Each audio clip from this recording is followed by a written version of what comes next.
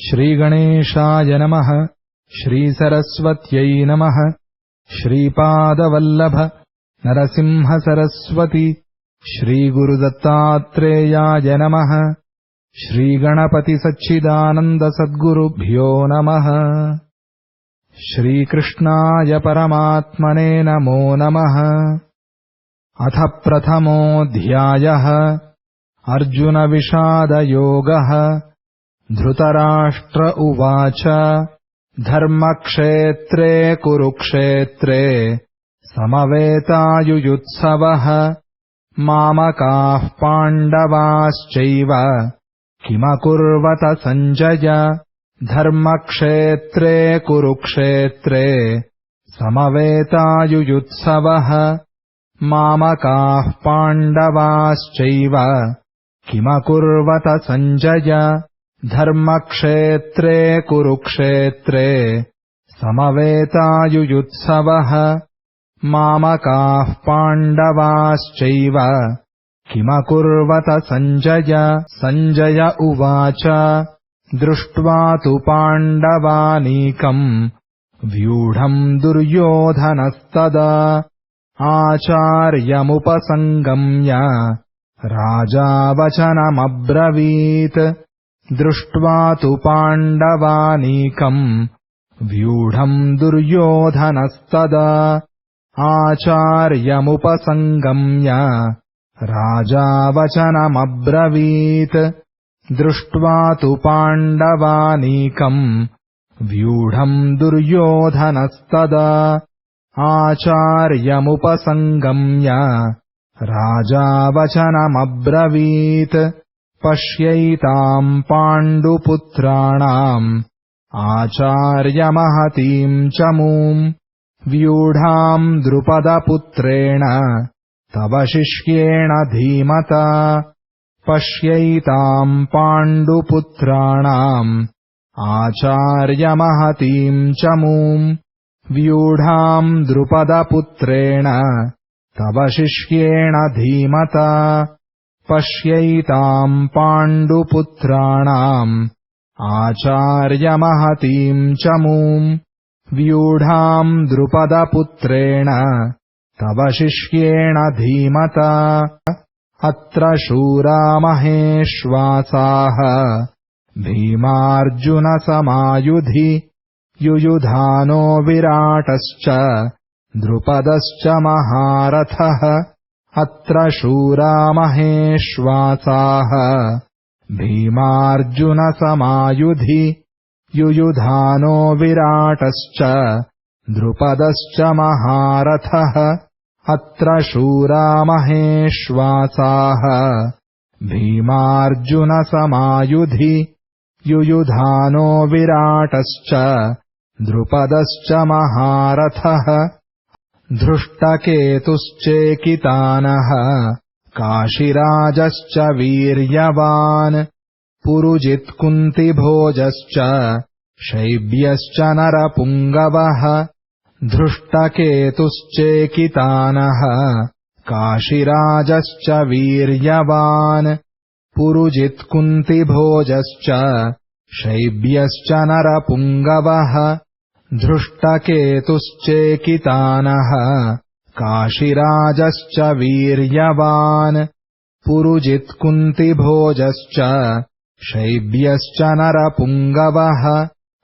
युधामन्युश्च विक्रान्तः उत्तमौजाश्च वीर्यवान् सौभद्रो द्रौपदेयाश्च सर्व एव महारथाः। युधामन्युश्च विक्रान्तः उत्तमौजाश्च वीर्यवान् सौभद्रो द्रौपदेयाश्च सर्व एव महारथाः। युधामन्युश्च विक्रान्तः उत्तमौजाश्च वीर्यवान् सौभद्रो द्रौपदेयाश्च सर्व एव महारथाः। अस्माकम् तु विशिष्टाये तान्निबोधद्विजोत्तम नायका मम सैन्यस्य संज्ञार्थम् तान् ब्रवीमि ते। अस्माकम् तु विशिष्टाये तान्निबोधद्विजोत्तम नायका मम सैन्यस्य संज्ञार्थम् तान् ब्रवीमि ते अस्माकम् तु विशिष्टाये तान्निबोधद्विजोत्तम नायका मम सैन्यस्य संज्ञार्थम् तान् ब्रवीमि ते भवान् भीष्मश्च कर्णश्च कृपश्च समितिञ्जयः अश्वत्थामा विकर्णश्च सौमदत्तिस्तथैव च भवान् भीष्मश्च कर्णश्च कृपश्च समितिञ्जयः अश्वत्थामा विकर्णश्च सौमदत्तिस्तथैव च भवान् भीष्मश्च कर्णश्च कृपश्च समितिञ्जयः अश्वत्थामा विकर्णश्च सौमदत्तिस्तथैव च अन्ये च बहवः शूराः मदर्थे त्यक्तजीविताः नानाशस्त्रप्रहरणाः सर्वे युद्धविशारदाः अन्ये च बहवः शूराः मदर्थे त्यक्तजीविताः नानाशस्त्रप्रहरणाः सर्वे युद्धविशारदाः अन्ये च बहवः शूराः मदर्थे त्यक्तजीविताः नानाशस्त्रप्रहरणाः सर्वे युद्धविशारदाः अपर्याप्तम् तदस्माकम् बलम् भीष्माभिरक्षितम् पर्याप्तम् त्विदमेतेषाम् बलम् भीमाभिरक्षितम् अपर्याप्तम् तदस्माकम् बलम् भीष्माभिरक्षितम् पर्याप्तम् त्विदमेतेषाम् बलम् भीमाभिरक्षितम् अपर्याप्तम् तदस्माकम् बलम् भीष्माभिरक्षितम् पर्याप्तम् त्विदमेतेषाम् बलम् भीमाभिरक्षितम् अयनेषु च सर्वेषु यथा भागमवस्थिताः भीष्ममेवाभिरक्षन्तु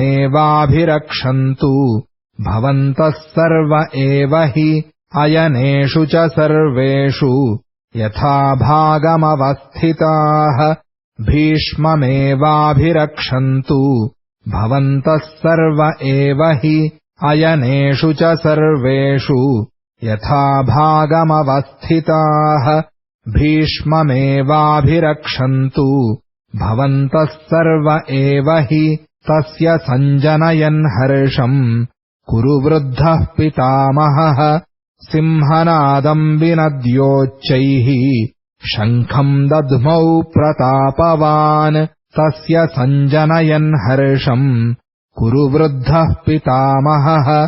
सिंहनादम् विनद्योच्चैः शङ्खम् दध्मौ प्रतापवान् तस्य सञ्जनयन् हर्षम् कुरु वृद्धः पितामहः सिंहनादम् विनद्योच्चैः शङ्खम् दध्मौ प्रतापवान् ततः शङ्खाश्च भैर्यश्च पणवानकगोमुखाः सहसैवाभ्यहन्यन्त सशब्दस्तु मूलोऽभवत् ततः शङ्खाश्च भैर्यश्च पणवानकगोमुखाः सहसैवाभ्यहन्यन्त सशब्दस्तु मूलोऽभवत् ततः शङ्खाश्च भैर्यश्च पणवानकगोमुखाः सहसैवाभ्यहन्यन्त सशब्दस्तु मूलोऽभवत् ततः श्वेतैर्हयैर्युक्ते महति स्यन्दने स्थितौ माधवः पाण्डवश्चैव दिव्यौ शङ्खौ प्रदध्मतुः ततः श्वेतैर्हयैर्युक्ते महति स्यन्दने स्थितौ माधवः पाण्डवश्चैव दिव्यौ शङ्खौ प्रदध्मतुः ततः श्वेतैर्हयैर्युक्ते महति स्यन्दने स्थितौ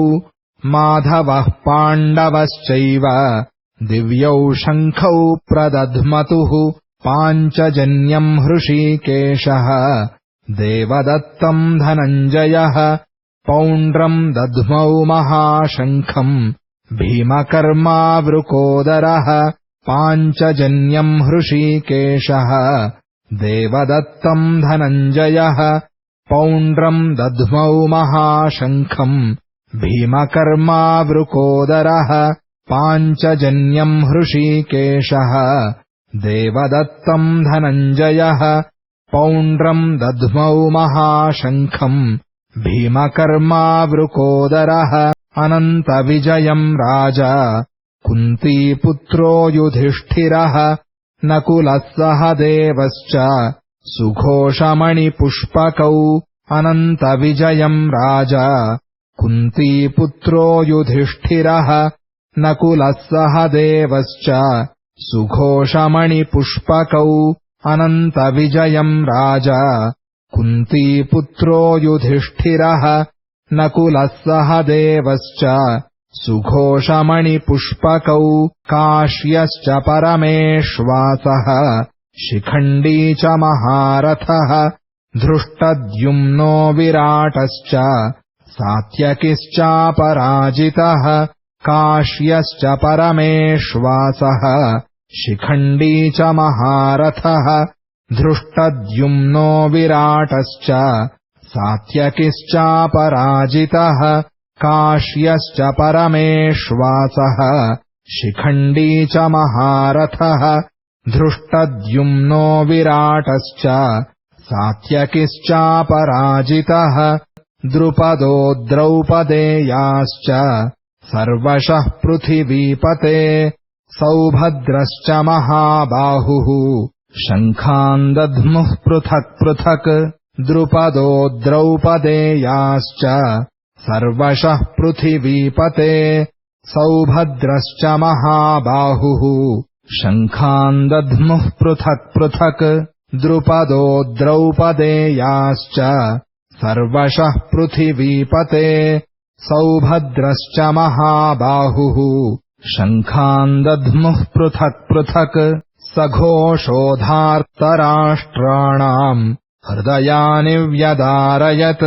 नभश्च पृथिवीम् चैव तुमुलो व्यनुनादयन्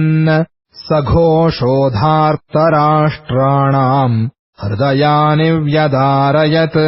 नभश्च पृथिवीम् चैव तुमुलो व्यनुनादयन् सघोषोधार्तराष्ट्राणाम् हृदयानि व्यदारयत् नभश्च पृथिवीम् चैव तुमुलो व्यनुनादयन् अथ व्यवस्थितान् दृष्ट्वा धार्तराष्ट्रान् कपिध्वजः प्रवृत्ते शस्त्रसम्पाते धनुरुद्यम्य पाण्डवः अथ व्यवस्थितान् दृष्ट्वा धार्तराष्ट्रान् कपिध्वजः प्रवृत्ते शस्त्रसम्पाते धनुरुद्यम्य पाण्डवः अथ व्यवस्थितान् दृष्ट्वा धार्तराष्ट्रान् कपिध्वजः प्रवृत्ते शस्त्रसम्पाते धनुरुद्यम्य पाण्डवः हृषीकेशम् तदा वाक्यम् इदमाह महीपते अर्जुन उवाच सेनयोरुभयोर्मध्ये रथम् स्थापयमेच्युत हृषीकेशम् तदा वाक्यम् इदमाह महीपते अर्जुन उवाच सेनयोरुभयोर्मध्ये रथम् स्थापयमेच्युत हृषीकेशम् तदा वाक्यम् इदमाह महीपते अर्जुन उवाच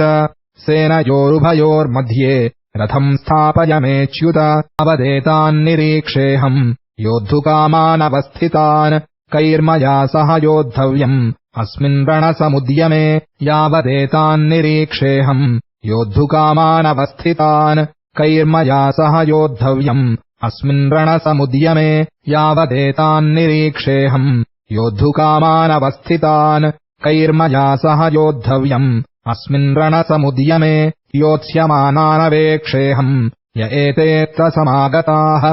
धार्तराष्ट्रस्य दुर्बुद्धेः युद्धे प्रियचिकीर्षवः योत्स्यमानानवेक्षेऽहम् य एतेऽत्र समागताः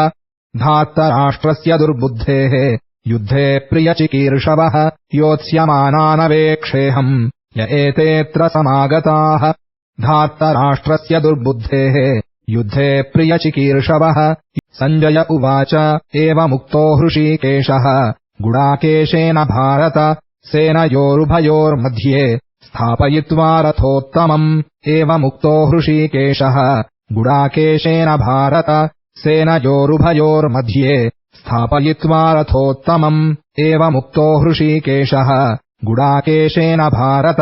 सेनयोरुभयोर्मध्ये स्थापयित्वा रथोत्तमम् भीष्मद्रोणप्रमुखतः सर्वेषाम् च महीक्षिताम् उवाच पार्थ पश्यैतान् समवेतान् कुरूनिति भीष्मद्रोणप्रमुखतः सर्वेषाम् च महीक्षिताम् उवाच पार्थ पश्यैतान् समवेतान् कुरूनिति भीष्मद्रोणप्रमुखतः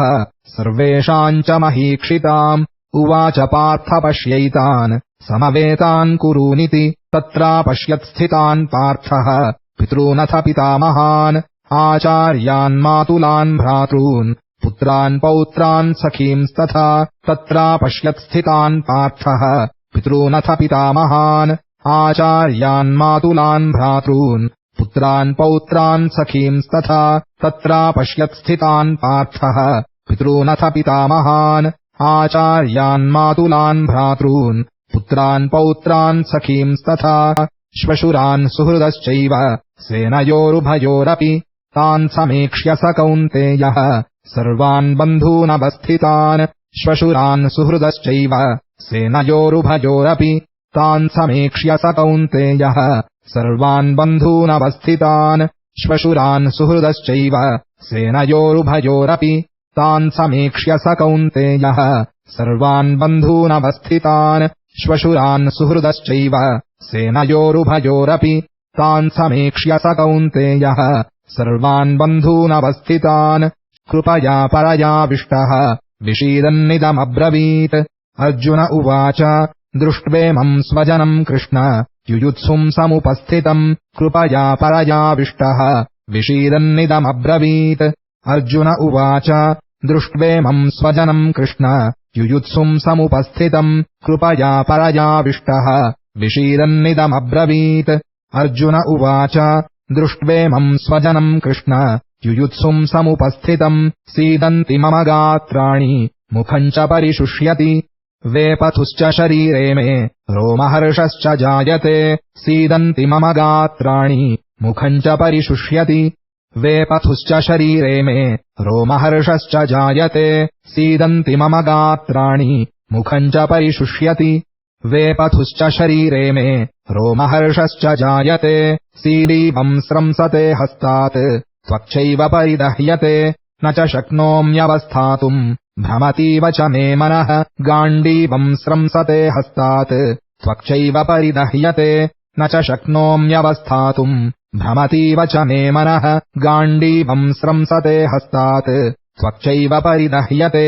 न च शक्नोम्यवस्थातुम् भ्रमतीव च मे मनः निमित्तानि च पश्यामि विपरीतानि केशव न च श्रेयोनुपश्यामि हत्वा स्वजनमाहवे निमित्तानि च पश्यामि विपरीतानि केशव न च श्रेयोनुपश्यामि हत्वा स्वजनमाहवे निमित्तानि च पश्यामि विपरीतानि केशव न च श्रेयोनुपश्यामि हत्वा स्वजनमाहवे निमित्तानि च पश्यामि विपरीतानि केशव न च श्रेयोनुपश्यामि हत्वा स्वजनमाहवे न काङ्क्षे विजयम् कृष्ण न च राज्यम् सुखानि च किन्नो राज्येन गोविन्द किम् भोगैर्जीवितेन वा न काङ्क्षे विजयम् कृष्ण न च राज्यम् सुखानि च किन्नो राज्येन गोविन्द किम् भोगैर्जीवितेन वा न काङ्क्षे विजयम् कृष्ण न च राज्यम् सुखानि च किन्नो राज्येन गोविन्द किम् भोगैर्जीवितेन वा येषामर्थे काङ्क्षितन्नः राज्यम् भोगाः सुखानि च त इमेव स्थिता युद्धे प्राणाम् त्यक्त्वा धनानि च येषामर्थे काङ्क्षितन्नः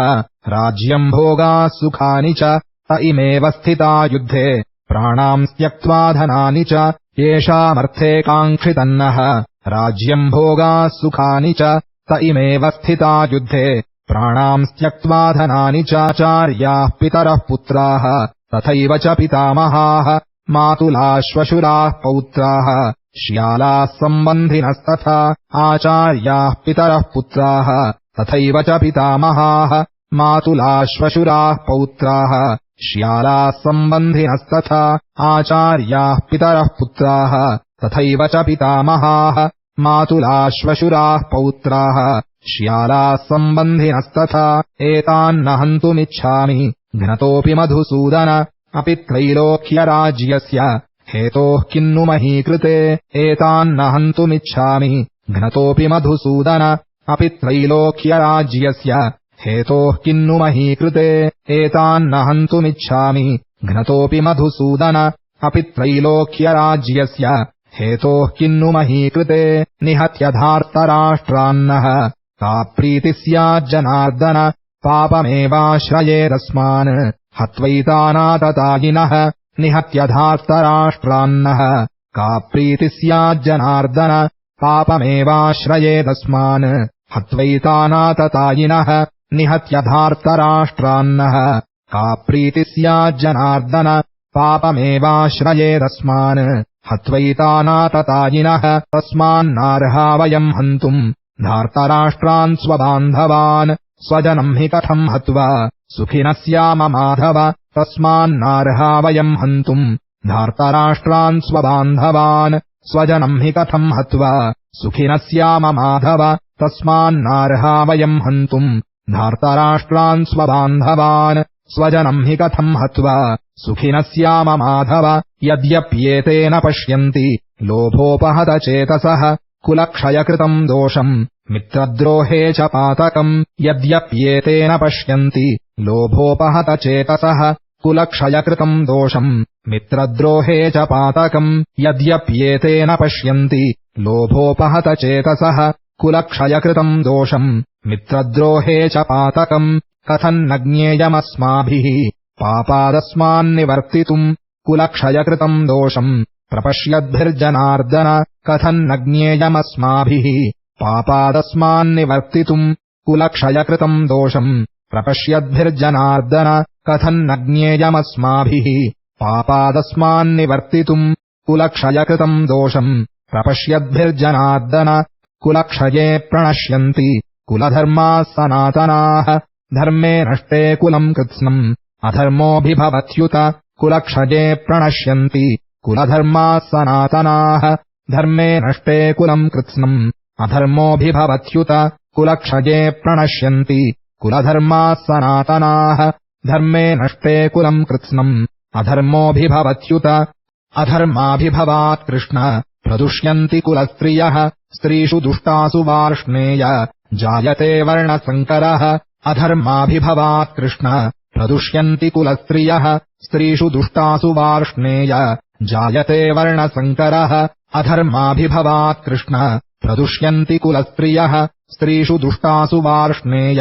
जायते वर्णसङ्करः सङ्करो नरकायैव कुलघ्नानाम् कुलस्य च पतन्ति पितरो ह्येषाम् लुप्तपिण्डोदकक्रियाः सङ्करो नरकायैव कुलघ्नानाम् कुलस्य च पतन्ति पितरो ह्येषाम् लुप्तपिण्डोदकक्रियाः सङ्करो नरकायैव कुलघ्नानाम् कुलस्य च पतन्ति पितरो ह्येषाम् लुप्तपिण्डोदकक्रियाः दोषैरेतैः कुलघ्नानाम् वर्णसङ्करकारकैः उत्साद्यन्ते जातिधर्माः कुलधर्माश्च शाश्वताः दोषैरेतैः कुलघ्नानाम् वर्णसङ्करकारकैः उत्साद्यन्ते जातिधर्माः कुलधर्माश्च शाश्वताः दोषैरेतैः कुलघ्नानाम् वर्णसङ्करकारकैः उत्साद्यन्ते जातिधर्माः कुलधर्माश्च शाश्वताः उत्सन्नकुलधर्माणाम् मनुष्याणाम् जनार्दन नरके नियतम् वासः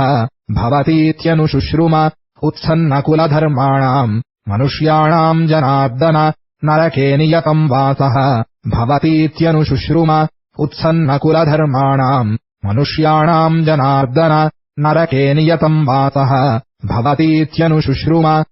अहो बत महत्पापम् कर्तुम् व्यवसिता वयम् यद्राज्यसुखलोभेन हन्तुम् स्वजनमुद्यताः अहो बत महत्पापम् कर्तुम् व्यवसिता वयम् यद्राज्यसुखलोभेन